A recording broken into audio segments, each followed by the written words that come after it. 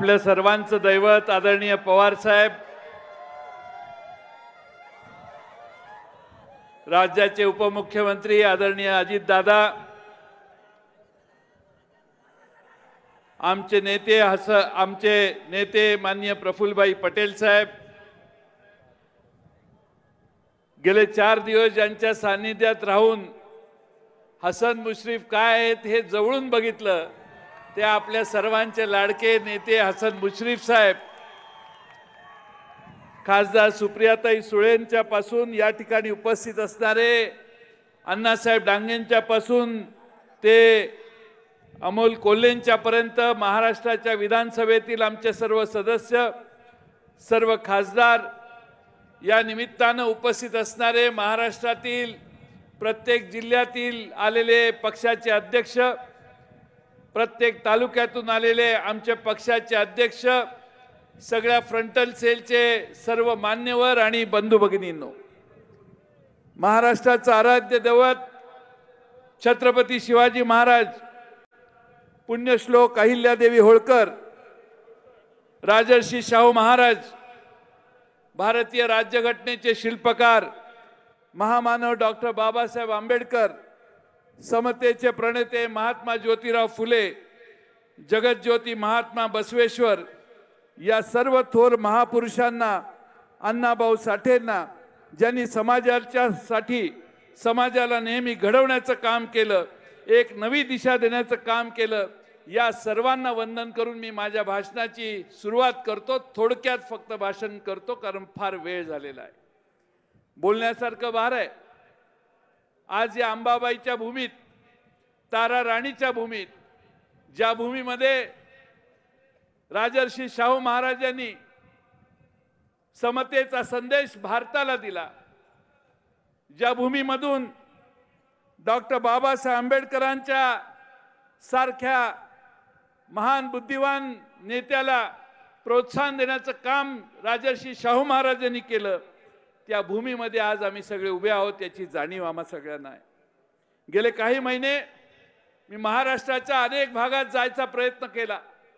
आदरणीय पवार साहेबांनी मला पक्षाचा अध्यक्ष म्हणून जबाबदारी दिली.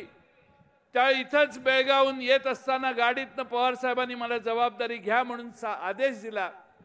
पक्षानं दिलेली जबाबदारी प्रामाणिकपणानं, निष्ठेनं शेवटपर्यंत निभवायचा त्याच दिवशी आम्ही सर्वांनी ठरवलं.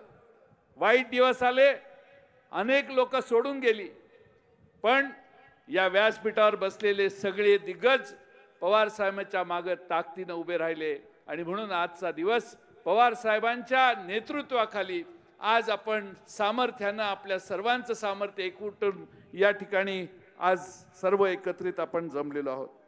खरं म्हणजे महाराष्ट्रात फिरताना फ्रंटलचे आमचे सगळे प्रमुख, आमचा युवकांचा अध्यक्ष मेहबूब शेख आहे, कार्याध्यक्ष रविकांत वरपे असतील, सूरज चव्हाण असतील, आमच्या महिला राष्ट्रवादीच्या अध्यक्षा रुपालीताई चाकणकर असतील, आमच्या विद्यार्थी काँग्रेसचे अध्यक्ष राष्ट्रवादीच्या सुनील गव्हाणे असतील, आमच्या सक्षना सलगर सारखी युवती असेल, सामान्य घरातली, बहुजन समाजातली आमच्या पक्षाचे नवे चेहरे महाराष्ट्रात सर्व ठिकाणी घेऊन जात असताना महाराष्ट्रातल्या प्रत्येक तालुक्यात पवारसाहेब सर्वांनीच आम्हा सर्वांचं जिव्हाळ्यानं स्वागत केलं. त्यावेळी महाराष्ट्रामध्ये राष्ट्रवादी काँग्रेस पक्ष आज सत्तेवर आहे. जनतेचे प्रश्न तर असतातच आणि आहेतच, पण त्याचबरोबर महाराष्ट्रात पवार साहेबांच्या बरोबर राहिलेला 40-50 वर्ष जो कार्यकर्ता आहे, जो राष्ट्रवादीचा कार्यकर्ता म्हणून त्या ठिकाणी काम करतोय, 22 वर्ष पवार साहेबांना राष्ट्रवादी म्हणून ज्यांनी साथ दिली, त्यांच्या मनात काय आहे, त्यांच्या समस्या काय आहेत, त्यांचा पक्षाकडून अपेक्षा काय, त्यांचे आमच्या सरकारकडून अपेक्षा काय, याचा संवाद साधण्याचा प्रयत्न महाराष्ट्रभर आम्ही केला. सामान्य माणसाला बोलण्याची संधी मिळाली तर आदरणीय पवार साहेब अनेक चांगल्या कल्पना पक्षाच्या हिताच्या महाराष्ट्रातल्या असंख्य कार्यकर्त्यांनी मांडल्या. जवळपास गडचिरोलीच्या अहेरी भागातून आम्ही सुरू केलं. आमचा प्रवास जवळपास सर्व जिल्ह्यामध्ये गेला. जवळपास 353 तालुके, 250 विधानसभा मतदारसंघ, 14,000 किलोमीटरपेक्षा जास्त अंतर आम्ही कापलं। त्यावेळी महाराष्ट्रातल्या राष्ट्रवादी काँग्रेसच्या 3 लाखाहून कदाचित जास्त कार्यकर्त्यांशी आम्ही सगळ्यांनी संवाद साधला। लोकांच्यात गेलं की खरं कळतं की काय परिस्थिती तिथल्या भागाची आहे। आणि म्हणून मला एक लक्षात आलं, या 3-4 लाख लोकांना भेटत असताना आदरणीय पवार साहेब या महाराष्ट्रातल्या कानाकोपऱ्यात जाईल त्या ठिकाणी पवार साहेबांना मानणारा फार मोठा वर्ग आहे, कार्यकर्त्यांचा आहे, जनतेचा आहे, नागरिकांचा आहे। या सर्वांना, सर्व कार्यकर्त्यांना जोडणारा एकच धागा, समान धागा आहे आणि तो म्हणजे आदरणीय शरदचंद्रजी पवार साहेब। आज ही माणसं सगळी इथं आलेली आहेत।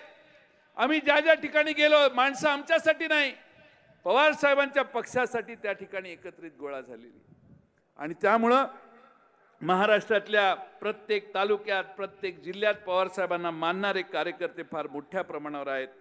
आणि त्यामुळं या ठिकाणी आज या परिवार संवादाची यात्रा संपली। काल संध्याकाळी मुश्रीफ साहेबांच्या मतदारसंघात आम्ही गेलो आणि शेवटची सभा त्या ठिकाणी झाली। पवार साहेब मला एक सांगितलं पाहिजे, प्रत्येक विधानसभेत माझं आणि मुश्रीफ साहेबांचे आम्ही पाहुणे आहोत। मुश्रीफ साहेबांच्या मतदारसंघात मागच्या 6 निवडणुका 5 निवडणुका, ऐक रे ऐक, मला बोलू दे। मुश्रीफ साहेबांच्या माझ्या प्रत्येक विधानसभेला माझी शेवटची सभा ही मुश्रीफ साहेबांच्या मतदारसंघात कागलमध्ये होते। आणि जेव्हा जेव्हा शेवटची सभा कागलला झालेली आहे तेव्हा तेव्हा महाराष्ट्रात आपला दैदिप्यमान विजय झालेला आहे। आणि मला हे सांगितलं पाहिजे की कालची सभा ही कागलमध्येच झाली। हा योगायोग आहे का आपल्या सगळ्यांचं नशीब आहे? महाराष्ट्रामध्ये सगळ्यात मोठा पक्ष राष्ट्रवादी होईल याच्यात आता माझ्या मनात शंका नाही, कारण कागलच्या जमिनी भूमीचा आशीर्वाद घेऊन आज आम्ही आमच्या सगळ्या कार्याची समारोप केला। खरं म्हणजे आमचा सरकारमध्ये पक्ष आहे, हे आता वाजू नका ए बाबा, आता होईपर्यंत नाही।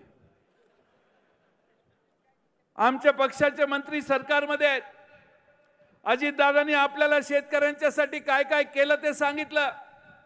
कोरोनामध्ये तिजोरी रिकामी असताना अजितदादांनी 2 लाखापर्यंत कर्ज माफ केल्यानंतर कर्ज बाहेरून पैसे उचलले, पण महाराष्ट्रात दिलेला शब्द 2 लाखापर्यंतच्या कर्ज माफीचा पूर्ण करून दाखवला।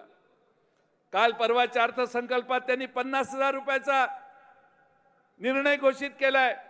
आणखीन मगाशी त्यांनी पुढचाही निर्णय सांगण्याचं काम या ठिकाणी केलंय। महाराष्ट्राच्या आर्थिक अडचणीत असणारा आमचा हा सरकारचा गाडा मधल्या दृष्टीने अडचणीत असताना दादांनी फार चांगला सांभाळला। छगन भुजबळ साहेबांचं तर काय सांगायचं। भुजबळ साहेब, तुमच्या शिवभोजन थाळीवर महाराष्ट्रातली जनता एकदम खुश आहे। एवढी खुश आहे महाराष्ट्रातली की शिवभोजन थाळीमुळे गोरगरिबांचं पोट भरण्याचा, कष्टकरी वर्गाचा एक फार मोठा मार्ग आपल्यामुळे झालाय। राजेश टोपेंचं तर देशात कौतुक झालं। कोरोनाच्या काळात जितेंद्र आव्हाड खरं बोलणार होते, सुप्रियाताई आज बोलणार होत्या, आमचे तटकरे साहेब बोलणार होते, बाळासाहेब पाटील बोलणार होते, राजेश टोपे बोलणार होते, शिंगणे साहेब बोलणार होते, पण वेळेअभावी त्या सर्वांनी सांगितलं आम्ही थांबतो, आपण पुढची भाषणं करा। मी त्यांचे आभार मानेन। जितेंद्र आव्हाडांचं खरं म्हणजे नाव घ्यायची वेळ आल्यावर जितेंद्र आव्हाड म्हटले मी काही बोलत नाही, उशीर फार झालेला आहे। आणि म्हणून आपल्या जितेंद्र आव्हाडांनी लोकांना परवडणाऱ्या घरासाठी अनेक चांगले निर्णय घेतले। मुश्रीफ साहेबांनी असंघटित कामगारांसाठी अनेक चांगले निर्णय घेतले। धनंजय मुंडेने सामाजिक न्याय खात्यामध्ये जे काम केलं, परवा महामानव डॉक्टर बाबासाहेब आंबेडकरांच्या जयंतीच्या निमित्तानं घराघरापर्यंत आपण एक माहिती पत्रक दिलं। अनेकांचे धनंजय मला फोन आले की एवढं काम 2 वर्षात सामाजिक न्याय विभागाने करून खरंच मागासवर्गीय समाजाला फार मोठी प्रेरणा आणि मदत केलेली आहे। याचं कौतुक सामान्य माणसाला आज दिलं। आम्ही कधी सांगायला गेलोच नाही, कोरोनामुळे आमचा प्रचारच होऊ शकला नाही, ही आमची अडचण होती। आणि म्हणून आमच्या राज्यमंत्री इथं सगळे बसलेले आहेत, त्यांचंही काम चांगलं आहे। पण आपल्या सर्वांना सामान्य घरातली माणसं पक्षात पुढे येत आहेत. मी असाच धुळ्याला गेलो होतो.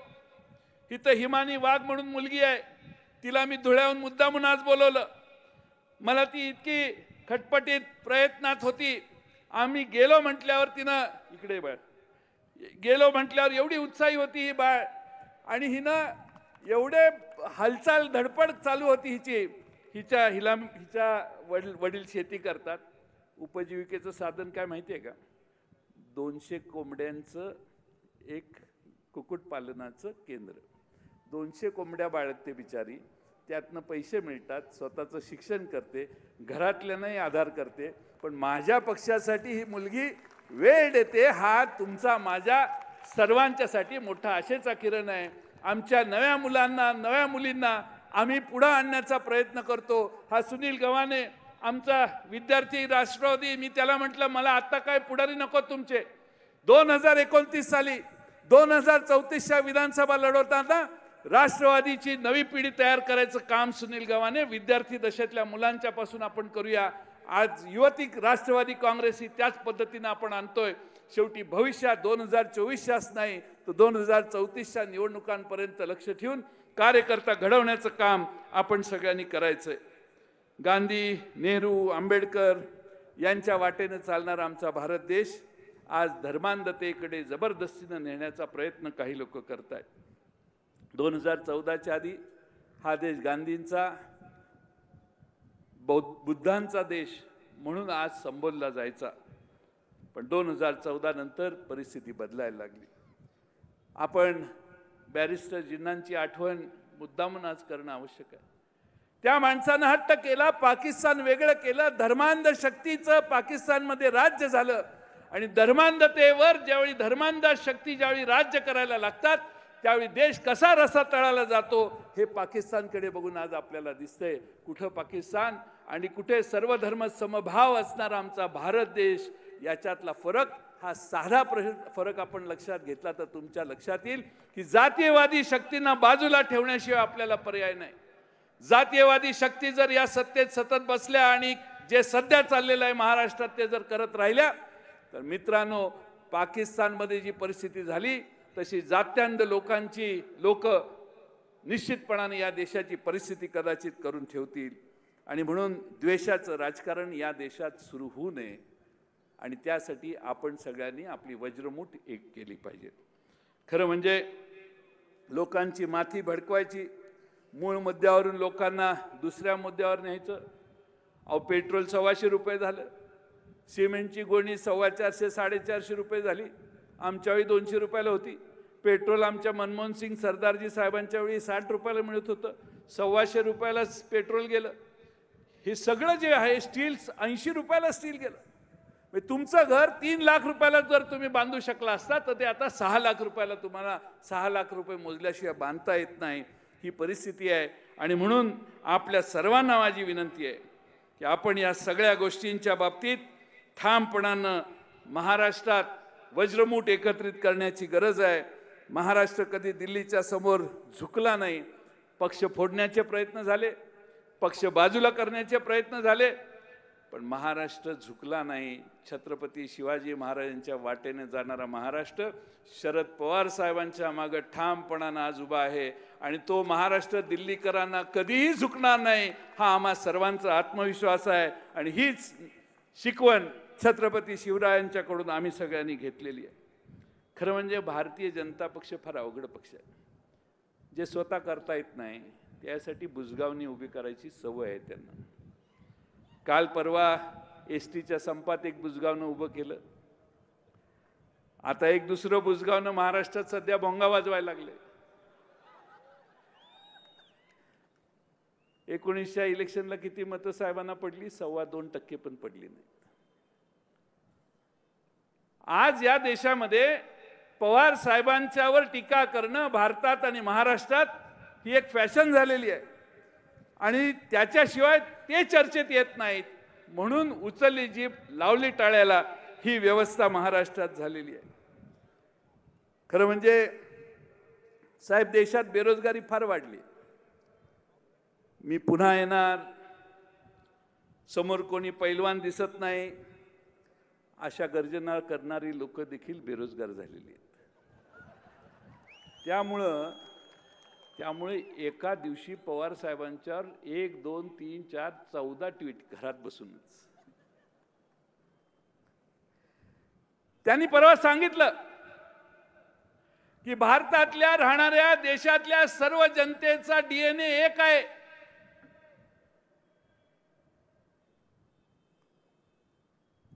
मी कौतुक त्यांचं करतो की उशिरा का होईना त्यांना कळलं की भारतातल्या सर्वांचा DNA एक आहे. मग DNA एक असेल तर आमच्या देशात मागे राहिलेल्या जे समाज आहेत त्यांच्या आरक्षणाला तुम्ही विरोध का करता? मागे राहिलेल्या OBC समाजाच्या आरक्षणात अडथळे का एवढे येत आहेत? मराठा समाजाच्या आरक्षणाला सतत तुमचा विरोध का? तुमची कृती सतत या देशातल्या मागे राहिलेल्या मागासलेल्या लोकांच्या अडथळ्याची आहे. आणि म्हणून DNA एक आहे म्हणत असाल तर हे सगळे अडथळे तुम्हाला कसे दूर करायचे माहिती आहेत. हे सगळे अडथळे दूर करा. महाराष्ट्रात OBCच्या आरक्षणाचा प्रश्न लवकरात लवकर सुटला पाहिजे. आम्हाला महाराष्ट्रात जे आरक्षणाची भूमिका मांडली त्या सगळ्या मागे राहिलेल्या आणि DNA एक असणाऱ्या सगळ्या मागे राहिलेल्या लोकांच्या आरक्षणात ती पुढे आरक्षण दिलं की ती पुढे येतील ही त्यातली सद्भावना आहे. आणि ती आरक्षणाची ही कल्पना त्यांनी मान्य करणं आवश्यक आहे असं मला वाटतं. मी आपल्या सर्वांना आज एवढंच सांगेन की शाहू फुले आंबेडकरांच्या पाठोपाठ यशवंतराव चव्हाण साहेबांनी महाराष्ट्र उभा करताना, महाराष्ट्राची जडणघडण करताना महाराष्ट्राचं मन महाराष्ट्रातल्या कानाकोपऱ्यातल्या त्या वेळच्या नेत्यांना पुढे आणून उभा करण्याचं काम केलं. आदरणीय पवार साहेबांनी फार लहान वयात माझ्यासारख्या कार्यकर्त्याला असेल, R.R. पाटील आज आपल्यात नाही आहेत त्यांचं असेल, दिलीप वळसे पाटील असतील, अनेक मान्यवर आहेत ज्यांना संधी पवार साहेबांनी दिली. त्यावेळी त्यांनी आम्हाला सांगितलं की मला नवा महाराष्ट्र घडवायचा आहे, नवी पिढी पुढे आणायची आहे. म्हणून त्यांनी आम्हाला संधी दिली. आम्हाला जेवढं शक्य होतं तेवढं काम केलं. पण आता आम्हाला देखील जबाबदारी आमची आहे की राष्ट्रवादीची नवी पिढी आम्हाला महाराष्ट्रात पुढे आणण्याचं काम आम्ही सगळ्यांनी केलं पाहिजे. नव्या रक्ताला संधी दिली पाहिजे. नव्या लोकांना संधी देत असताना त्यातला जी कर्तबगारी आहे, लोकांना समजून घेण्याची पद्धत आहे, त्या सगळ्यांना प्रोत्साहन देऊन आम्हाला महाराष्ट्रात पुन्हा एकदा मोठी ताकद उभा करण्याचं काम करायचं आहे. आणि म्हणून आम्ही 1 तास राष्ट्रवादीसाठी ही कल्पना मांडली. प्रत्येक गावात राष्ट्रवादीला मानणाऱ्यांनी महिन्याच्या पहिल्या शनिवारी एकत्रित बसायचं, चर्चा करायची, विचारविनिमय करायचा. त्या चर्चेत 1 तासात तुमच्या वॉर्डात, तुमच्या गावात ही बैठक ज्यावेळी होईल प्रत्येक महिन्याच्या पहिल्या शनिवारी, तुमच्याच लक्षात येईल की राष्ट्रवादीच्या विचाराला पाठिंबा देणारी अनेक लोक तुमच्या बैठकीला येऊन बसलेली आहेत. ही लढाई विचारांची आहे. शाहू फुले आंबेडकरांचा विचार आपण खांद्यावर धरलेला आहे. आज या कार्यक्रमाची टॅगलाईन आहे निर्धार पुरोगामी महाराष्ट्राचा. आणि म्हणून सर्वसमावेशक असा निर्धार सर्व समाजांना बरोबर घेऊन जाण्यासाठी आपल्याला करायचा आहे. मी आदरणीय पवार साहेबांचा आभार मानेन की त्यांच्यामुळं महाराष्ट्र बघण्याची मला संधी मिळाली. मला आठवतं पवार साहेबांच्यावर कधी हेलिकॉप्टरने गेलो तर प्रत्येक गाव साहेब सांगायचे, प्रवासातले प्रत्येक शहर सांगायचे. महाराष्ट्रात सर्व कानाकोपऱ्यात जर कोणी गेलं असेल तर मला वाटतं दुसरा कोणी नेता नाही, आदरणीय पवार साहेब हे महाराष्ट्रातल्या सगळ्या कानाकोपऱ्यात. महाराष्ट्र समजून घ्यायचा असेल तर टीव्हीवर आणि झूमवर आणि मोबाईलवर नाही समजणार. महाराष्ट्र अक्कलकुव्याच्या त्या कोपऱ्यात गेल्याशिवाय कळत नाही. महाराष्ट्र आरमोरीला गेल्याशिवाय कळणार नाही. सावंतवाडीच्या खाली दोडामार्गला गेल्याशिवाय महाराष्ट्र कळत नाही. एवढा महाराष्ट्र मोठा आहे. आणि म्हणून या महाराष्ट्राला समजून घेण्याची संधी पक्षाचा अध्यक्ष या नात्यानं मला आपण दिलेल्या संधीमुळे मिळाली. माझ्याबरोबर माझे हे सर्व सहकारी अव्याहतपणाने त्यांनी साथ दिली. आणि म्हणून मी त्यांचं सर्वांचं प्रत्येक तालुक्यात मतदारसंघात मी आल्यावर तुम्ही आम्हा सर्वांचं फार मोठं स्वागत केलं. इथं सुनील शेळके आहे. सुनील शेळकेने सभा घेतली. सुनील शेळकेची सभा एवढी प्रचंड झाली. अनेकांनी सभा घेतल्या, मी सगळ्यांचा उल्लेख करू शकणार नाही, पण अनेकांनी अतिशय चांगल्या पद्धतीनं महाराष्ट्रात राष्ट्रवादी काँग्रेस किती भक्कम आहे दाखवून दिलं. आज आपण बूथपर्यंत जाण्याचा हट्ट करतोय. आपण शरद पवार साहेबांचं नाव घेतो. महाराष्ट्रात माझ्यासारख्या कार्यकर्त्यांची तुमच्याकडून अपेक्षा आहे की 2024ला आम्ही आघाडी करू. एबीपी माझा, उघडा डोळे बघा नीट.